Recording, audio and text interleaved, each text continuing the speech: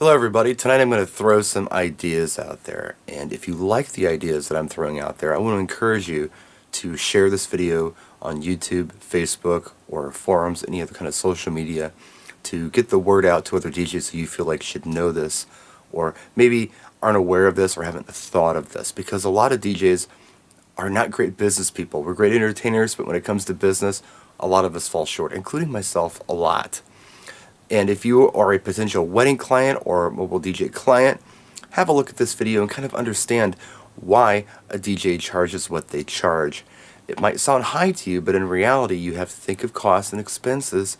These people are not getting rich off of you. They're not just picking numbers out of the air sometimes. If you are a DJ picking numbers out of the air, I'm going to show you a way to avoid that and get real about mobile DJ pricing. So let's do first things first. Let's figure out how much you have invested in your equipment that you take out to every mobile gig. Now, I recently did a video a couple months ago breaking down a mobile system. It wasn't the most expensive stuff. It wasn't the cheapest stuff. I felt like it was pretty average. Here, take a look. First thing we have to do is build our PA system. We're going to start off with a set of top cabs. Now, on average, the popular top cabs out there are about $700 a piece, maybe a little more, maybe a little less. But I figured $1,400 for your top cabs. You might want to add a subwoofer to that. Most do. Just one. Let's look at a subwoofer for $600. You're going to need either a mixer or a MIDI controller of some kind. I didn't go very expensive on this. I went $500. Microphone. You don't want the cheapest mic in the world. You don't want the most expensive. I went with a $100 microphone. You're going to need some kind of case or rack for your MIDI controller, maybe to store your microphone or something else that you have. I figured $150 for a case rack situation. Cabling. I won $100. That's cabling for your speakers, for your microphone, anything else you might need. You didn't buy the cheapest cables. You did not buy the most expensive cables. $100. Tripods. I went relatively reasonable on this. $100 for tripods. Aluminum, nothing fancy, just some nice speaker stands. A laptop. $700. That's a Walmart special. That's nothing special. It's about a 2-year laptop at best. Software. You're going to need some kind of DJ software. We figured $150 on that. So grand total for our PA system is $3,800. The only thing we haven't talked about is lighting. Let's go inexpensive on this. A starter package, a few RGB LED par cans, maybe a Galaxian laser. Let's say $500. So now we have a grand total of $4,300.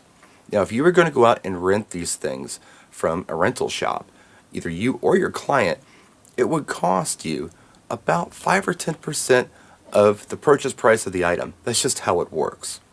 So if you take 5% of all of this stuff, you're looking at about $215. So if you considered your equipment a rental every time you took it to a mobile gig and tacked that dollar amount onto the price of what you charge, after 20 gigs, you would have your equipment paid for. Anything that you do with this equipment after 20 gigs, you're making a profit. Now, profit's not a bad word. Don't feel bad about this. This is fair market value. There's nothing to be ashamed of.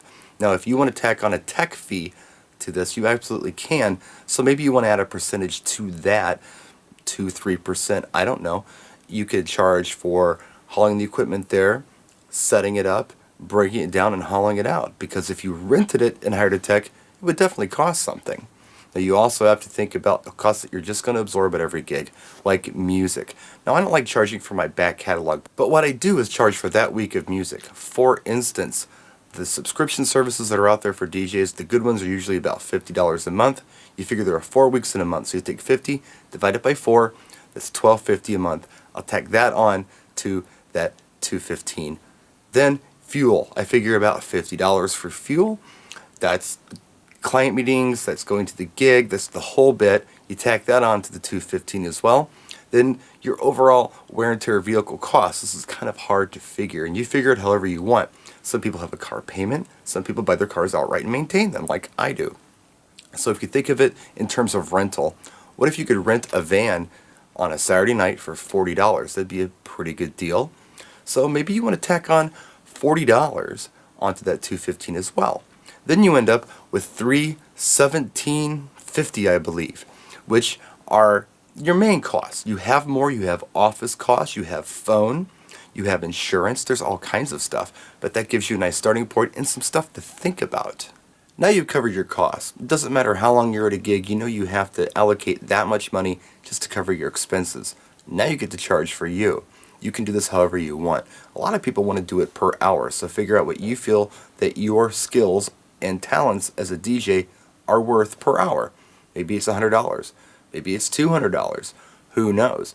But whatever it is, you figure out how much you want to charge, how many hours you're going to be there, and tack on your expenses. You got your price. Now, I need to thank Anthony Woodruff from Germany. He kind of put this idea in my head. I kind of had it, but he helped me cultivate it. One suggestion he had was itemize all of this. Figure out what your expenses are. Show your client, and then tell them how much you're charging per hour. Show them that too. And you're not just picking a number out of thin air. It means something. It's not just, wow, how much can I get out of them? It's, hey, this is what it costs. This is what I'm worth. And his clients have no problem with this, and they book him. And yours might too. I think I'm going to try this. So that's my video. Thanks for watching. If you thought it was good, I encourage you to share it with other DJs. Maybe they might find it helpful too. Thanks for watching, practice, and enjoy.